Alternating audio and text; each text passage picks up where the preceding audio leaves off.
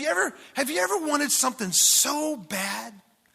And you sit there and you think it out in your head. You think, okay, all right, this is what I'm going to say. This would be the perfect time to do it. And you get it all planned out. And you go to do it, and guess what happens? You fall flat on your face. It never turns out anywhere close to the way you expected it to. And you're like, man, why didn't that happen? Why didn't he say that? I mean, I said everything exactly the way I thought. That's kind of where James and John find themselves. They have it all planned out in their head. This is what we're going to do. We're going to ask Jesus to do something for us. They had ambition. I mean, Jesus had spent 3 years with them. And he had been talking to them. As I said, this was not the first time he tells them.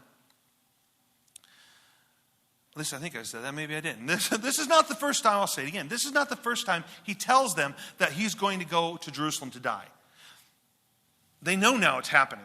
That this is the time. That's why they're upset. That's why they're fearful. But he calls the 12 together.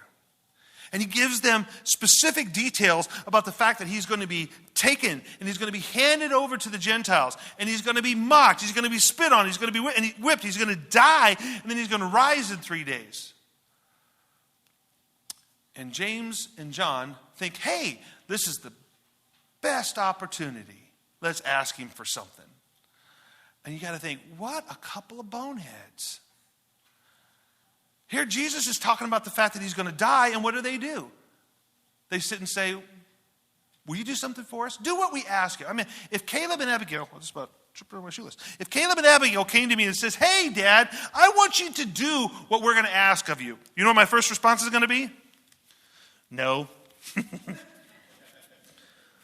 Before they even say what they want, I'm going to say, no. Abigail has this thing where she knows I'm going to say no. So what she'll do is she'll come to me and she'll say, Daddy, I'm going to ask you something, but I know you're going to say no.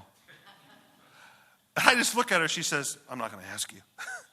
So she walks away, which drives me crazy. I'm like, just ask me. So she asked me, and I say, no. I knew it. Well, then don't come to me and tell me that. I can think that James, I can believe that my kids are probably thinking along the same lines as James and John. Let's go ask Jesus if he'll do what we ask him.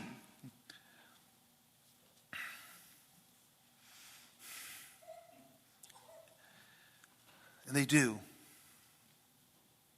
They want thrones of honor. And Jesus tells them, I don't think you realize what you're asking for. Caleb and Abigail ask me for things sometimes. I'm like, I don't think you really understand what you're asking.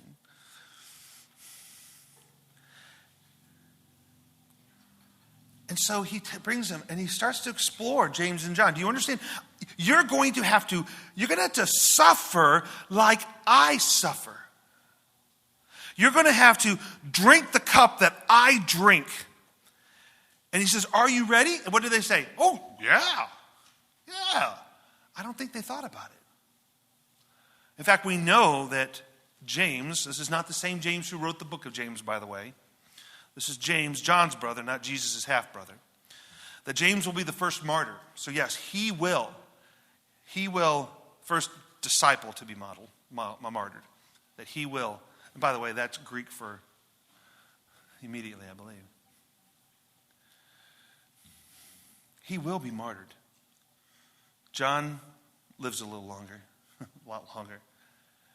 But he says, I don't think you understand. He says, I can't do that because even Jesus is not in charge of who sits next to him.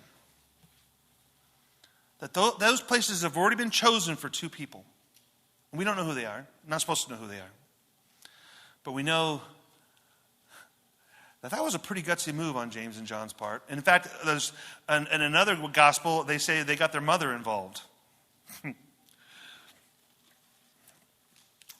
When my kids start asking grandma to ask me to do something, I know I'm in trouble.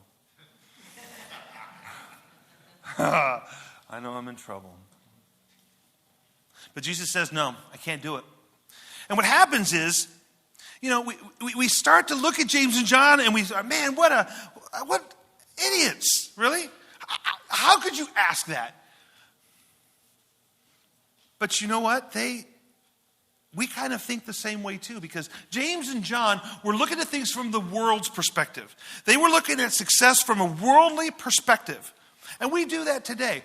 How do we measure the success of the church? By the number of people that are sitting right here. Or the amount of the budget. That's not the success of a church. The success of the church is how many people outside of this church know Jesus because of the people in this church. That's the sign of a successful church. How many people are in a relationship with Christ because somebody from this church or another church actually reached them and showed them Christ's love, and they became believers because of that.